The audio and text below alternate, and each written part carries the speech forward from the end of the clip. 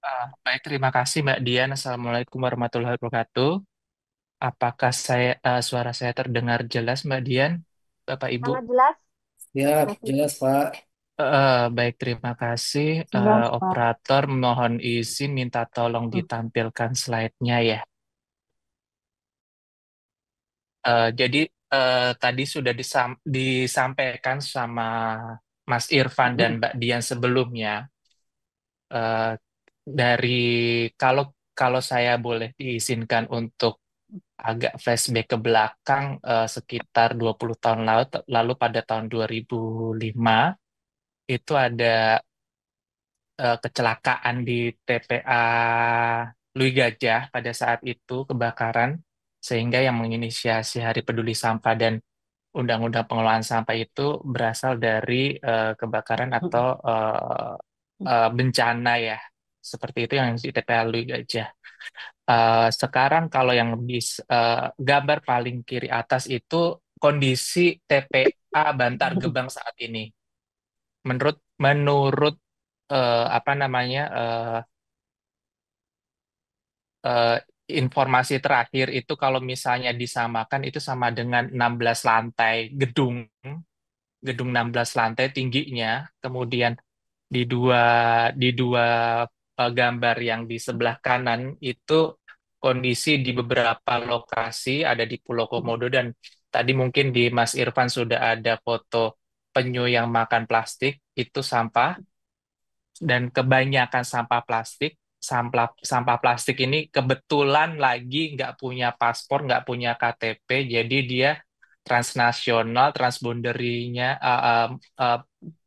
movementnya itu transboundary, bisa melintasi batas negara tanpa harus pengecekan imigrasi dan sebagainya, seperti kalau mau berwisata. Nah, karena ini webinarnya terkait sampah dan limbah, sebenarnya dalam perspektif lingkungan hidup KLH sendiri, sampah dan limbah itu dua hal yang berbeda, walaupun memang itu adalah sama, yaitu adalah sisa dari suatu kegiatan. Kalau sampah itu biasanya dari kegiatan rumah tangga, limbah itu lebih ke usaha dan atau kegiatan.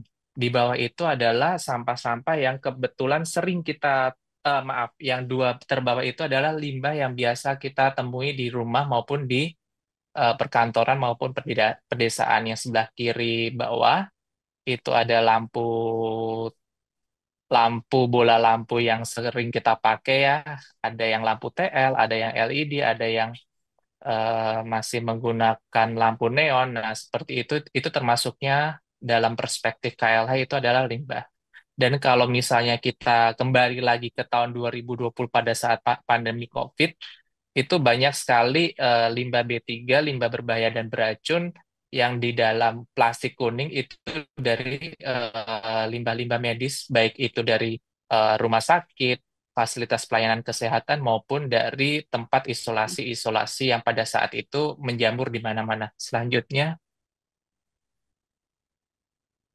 jadi kalau misalnya untuk limbah, karena itu limbah itu secara peraturan itu kalau pengertiannya itu adalah sisa dari usaha dan atau kegiatan. Siapa yang wajib mengelola limbah itu adalah pollutersnya yang menghasilkan. Jadi di sini dasar hukumnya itu lebih banyak eh, mengenai di ini ke perusahaan-perusahaan yang menghasilkan limbah baik itu limbah B3 maupun limbah non B3. Limbah B3 sendiri adalah limbah sisa dari hasil usaha dan atau kegiatan yang mengandung B3, non B3. Sedangkan yang non B3 itu yang tidak bersifat beracun dan berbahaya seperti itu. Selanjutnya, limbah B3 sendiri itu kalau di dalam peraturan yang terbaru setelah adanya UU CK itu ada di dalam lampiran 9 PP 22/2021. Sementara pengelolaannya itu mengacu ke Permen Peraturan Menteri Lingkungan Hidup dan Kehutanan Nomor 6 Tahun 2021. Sementara limbah non B3 itu terdiri menjadi dua. Yang pertama non B3 terdaftar dan khusus. Yang terdaftar itu ada di lampiran 14 PP 22 tahun 2021, sementara non B3 khusus itu biasanya melalui mekanisme pengecualian. Jadi perusahaan-perusahaan atau industri itu dapat mengajukan pengecualian untuk limbah B3-nya karena sudah melewati beberapa tahap uji dia tidak berbahaya bagi lingkungan, itu bisa dikecualikan. Tetapi itu hanya subjektif untuk satu industri. Belum tentu satu industri itu menjadi limbah B3, di industri lain menjadi limbah non B3 seperti itu. Selanjutnya, nah, tadi sempat disebut-sebut regulasi pengelolaan sampah. Kalau pengelolaan sampah sendiri itu UU-nya berbeda dengan limbah. Kalau limbah itu di UU 32 dan UU CK, Perpu 2 dan UU 6 kalau saya nggak salah. Kalau sampah itu ada di UU 18 tahun 2008.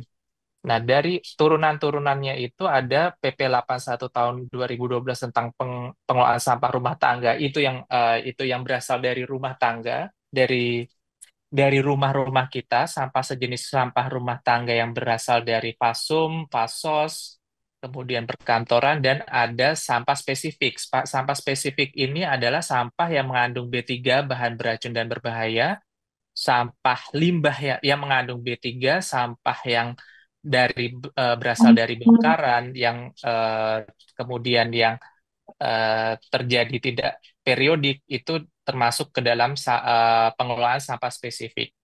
Nah, yang sering kita temui itu kadang kita masih kalau tadi selalu kita Mas Irfan, Mbak Sekti itu kan banyak anorganik dan organik. Ternyata selain anorganik dan organik ini ada sampah spesifik. Nah, itu sampah spesifik ini banyak sekali yang tidak kita sadari.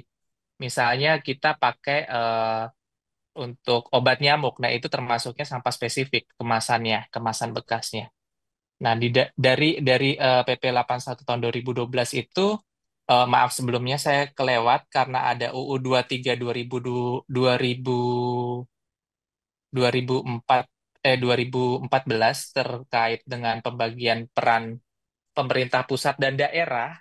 Kenapa tadi sama Mas Irfan dan Mbak Sekti menyampaikan kalau anggaran persampahan itu di bawah 1%, karena ada pembagian kewenangan tersebut, maka kewenangan pengelolaan sampah ini menjadi salah satu kewenangan pusat yang diserahkan kepada daerah, sehingga masih untuk anggarannya itu diserahkan sepenuhnya kepada pemerintah daerah, baik itu provinsi, kabupaten maupun kota.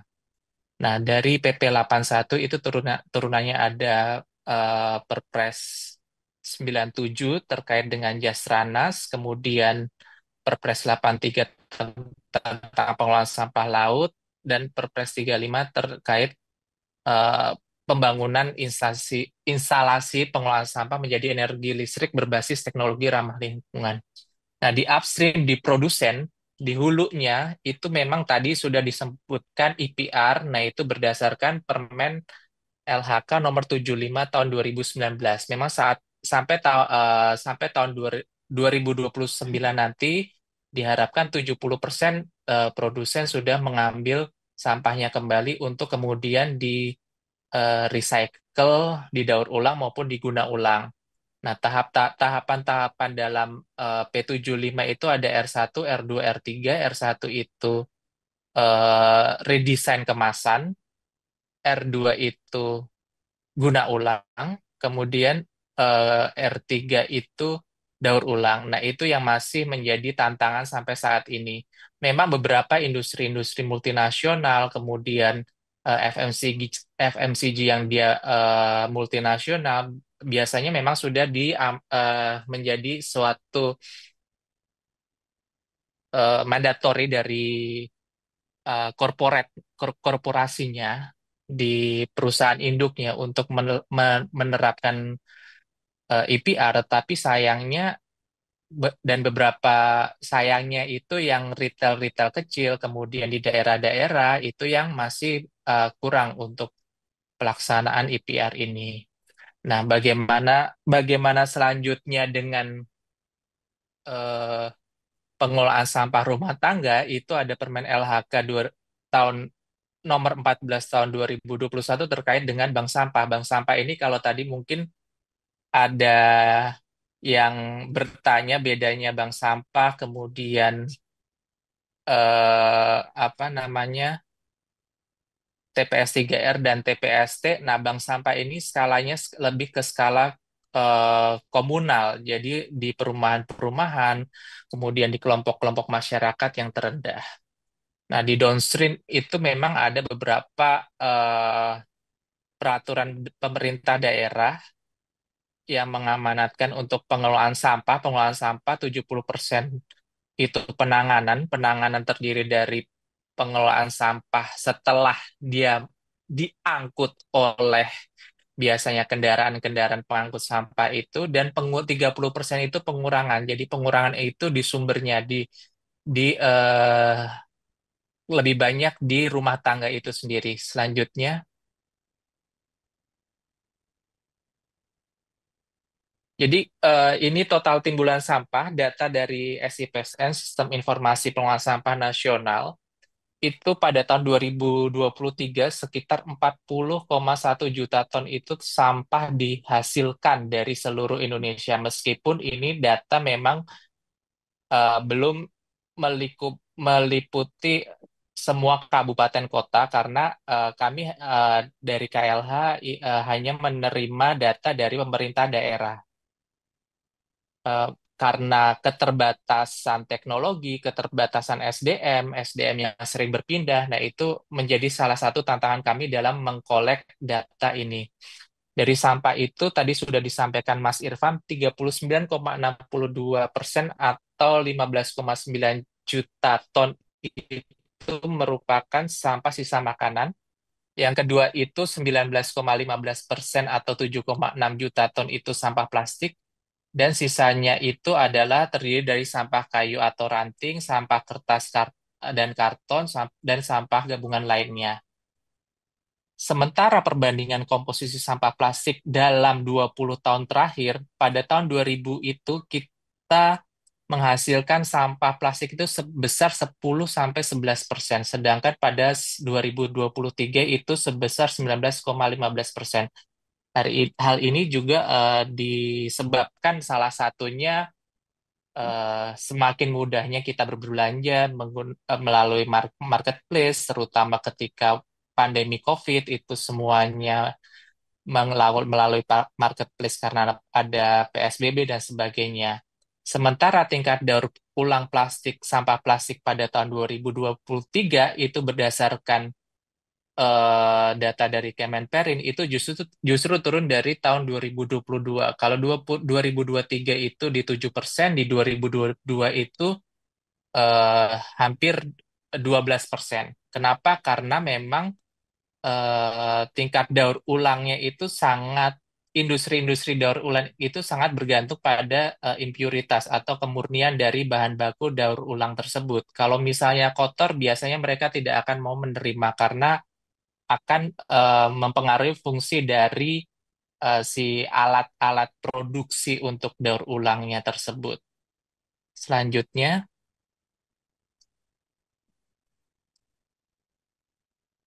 nah ini untuk statistik sampah plastik, ini data kami dapat dari Sekretariat Tim Koordinasi Nasional Penanganan Sampah Laut. Kalau tadi Mas Irfan sudah menyampaikan, itu sejak 1950 itu 8,3 miliar ton plastik secara global itu telah diproduksi secara global, dan data dari World Bank tahun 2018 itu kemungkinan 3,4 miliar ton akan bertambah pada tahun 2036. Bagaimana di Indonesia? Di Indonesia sendiri itu eh, sangat tinggi ya penggunaan sampah plastiknya, dengan potensi sampah plastiknya sendiri itu 12,87 juta ton, dan 72 sampah plastik itu biasanya tidak terkumpul atau tidak dipilah. Jadi menjadi beban di TPA. Itu biasanya dari luar kota, kota kecil, dan menengah dan daerah pedesaan. Sementara tadi disampaikan oleh Mbak Sekti kalau di TPS 3R di Joe di Jagakarsa tadi memang mungkin lebih advance ya, seperti itu dalam pemilahannya. Tetapi juga di sini juga peran bank sampah itu juga kami pernah ke beberapa bank sampah itu di daerah-daerah yang mungkin tidak, kalau ya desa enggak, kota juga enggak, di tengah-tengah itu mereka juga telah sukses untuk melakukan pemilahan. Tetapi permasalahannya kenapa banyak bank sampah yang mati, kenapa banyak TPS 3R yang mati, itu karena memang suplai bahan bakunya yang kurang. Nah, seperti itu menjadi tantangan, dan tantangan terbesar memang paradigma kumpul angkut buang tadi harusnya menjadi kumpul pilah, kemudian yang dibuang ke TPA itu hanya ada residunya. Nah, pada saat ini karena semakin kritisnya sampah plastik ini pada tahun 2022 pada pertemuan United National Environment Assembly itu sudah mengamanatkan kepada Direktur Eksekutif UNEP, United Nation Environmental Program, untuk membentuk suatu ad hoc team gitu ya, untuk kita ada konvensi terbaru untuk menghentikan, menyelesaikan permasalahan sampah plastik ini, baik itu dari hulunya, dari proses produksinya, kemudian bagaimana pengelolaan EPR-nya, sampai pengelolaan limbah, dan bagaimana peran negara-negara anggota dalam perjanjian tersebut yang sedang disusun nanti ke depannya. Selanjutnya, 6 menit lagi ya, Mas Yusuf. siap. Jadi kalau untuk prinsip pengelolaan sampah berkelanjutan, tadi sudah disinggung banyak sama dengan Mbak Sakti, itu kita lebih ke sirkular ekonomi sekarang. Jadi kalau hierarki pengelolaan sampah sendiri itu yang paling atas ini biasanya kami menggunakan segitiga terbalik. Jadi yang paling bagus itu adalah pencegahan, dan yang paling jelek itu TPA open dumping. Tetapi sayangnya memang beban terberat dan tulang punggung pengelolaan sampah itu lebih banyak ke open dumping. Nah, itu yang harus menjadi nah, itu menjadi bagaimana kita menemukan suatu solusi, karena memang solusi-solusi di atas kertas, tetapi kalau misalnya tidak sampai ke pedesaan, tetap saja itu akan menjadi beban TPA-TPA yang ada. Selanjutnya, nah, eh, mungkin ini beberapa masukan dari kami dari KLH BPLH untuk pengelolaan sampah secara berkelanjutan, baik yang dapat diterapkan baik di perkotaan maupun pedesaan. Selanjutnya, itu yang pertama, next slide, itu kita harus mencegah sampah. Cegah sampah itu kita harus meminimalkan, mengedepankan gaya hidup minim sampah. Sampah-sampah seperti sampah plastik, kemudian sampah multilayer, seperti tadi saya sempat baca di kolom chat ada yang bertanya terkait saset itu multilayer. Multilayer saat ini pengelolaannya belum terlalu banyak, karena pasti hanya bisa masuk menjadi residu atau dibakar menjadi RDF. Berbeda dengan sampah-sampah yang berbentuk botol kemasan dan lain-lainnya, itu bisa didaur ulang. Itu cegah sampah dengan menggunakan barang, kemasan, dan wadah yang dapat digunakan ulang. Kalau tadi Mbak Sekti menyampaikan ada ekosistem, nah di sini ada beberapa startup yang dia refill. Jadi ketika Bapak Ibu mempunyai wadah, itu bisa digunakan untuk membeli beberapa consumer good, atau misalnya sabun cair, sampo, dan lain-lainnya. Tapi memang masih hanya ada di beberapa kota besar di Indonesia. Selanjutnya,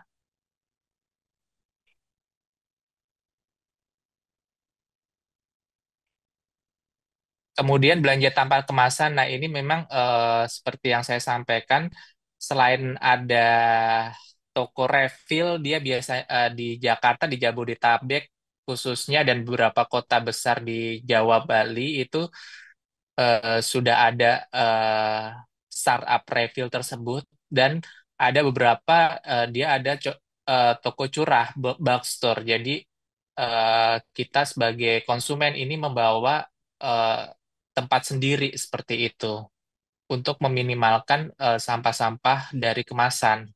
Selanjutnya, nah untuk sampah-sampah yang tidak bisa kita hindari karena memang pasti pasti ada. Misalnya kita beli kecap yang dalam saset, kita beli saus tomat yang di dalam botol plastik. Nah, itu kita usahakan untuk memilah. Dalam pemilahan ini sampah plastik seperti PP, PET, PE itu memang agak lebih ribet karena seperti disampaikan oleh Mas Irfan tadi harus dicuci terlebih dahulu. Kemudian botol air minum yang masih sering kita pakai, nah itu itu masih dapat didaur ulang dan diserahkan kepada bank sampah. Salah satu tips dalam pengelolaan bank sampah kalau misalnya dia nggak mau mati, yaitu dari kesadaran dari komunalnya sendiri. Selanjutnya,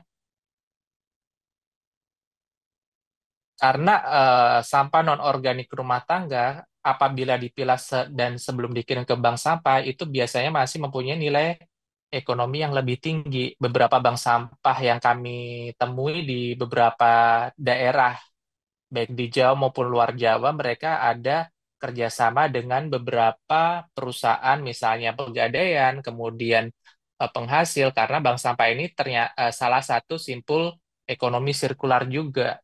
Dari bank sampah tadi disebutkan ada bank sampah unit yang di tingkat komunal dari kampung, dari RT, dari RW, dari perumahan itu dapat diserahkan kepada bank sampah induk di tingkat kabupaten atau kota maupun serahkan kepada TPS 3R.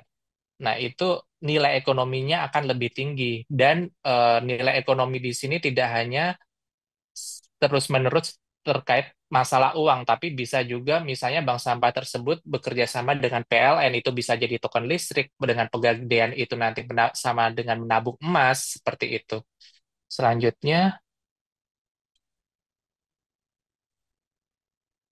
dan yang masih menjadi tantangan terberat itu adalah bagaimana kita menghabiskan makanan. Apalagi kalau misalnya kita datang ke kondangan, ke acara-acara hajatan, itu kadang-kadang kita lapar mata, yang ada kita ngambil makanan sebanyak-banyaknya dan ternyata tidak sesuai dengan harapan kita, entah itu rasanya, entah itu karena kita terburu-buru dan akhirnya itu akan menjadi sampah. Nah, ini komposisi sampah ini menduduki yang pertama itu sisa makanan. Nah, sisa makanan ini sebenarnya memang sudah ada beberapa komunitas seperti komunitas Magot, kemudian di bank sampah itu ada unit usaha bank sampah yang ada composting seperti itu. Nah, itu bisa dikumpulkan atau dikomposting secara mandiri. Tetapi dari diri kita sendiri kita harus membiasakan bagaimana membudayakan menghabiskan atau mengambil makanan sehingga itu tidak bersisa. Dan yang terakhir, slide selanjutnya itu mengomposkan sisa makanan. Pengkomposan ini bisa sangat sederhana sekali, hanya ditambah mikroenzim dengan menggunakan alat-alat yang sangat sederhana, dengan ember plastik, dengan gerabah, ataupun dengan komposter. Itu dapat dilakukan di tingkat rumah tangga maupun kalau misalnya memang komunitasnya atau perumahannya sudah ada bank sampah unit yang lebih advance, itu bisa diserahkan dan itu nanti hasilnya untuk komunitas tersebut. Saya menemui beberapa bank sampah yang memang dia sebagian besar anggotanya adalah bertani, bercocok tanam seperti itu ya. Mereka mengumpulkan sisa makanan dan pupuk organik baik eh, yang cair maupun yang padat itu dikembalikan kepada anggota-anggotanya seperti itu. Mungkin ini slide terakhir kalau tidak salah. Selanjutnya, terima kasih Mbak Dian. Saya kembalikan ke Mbak Dian.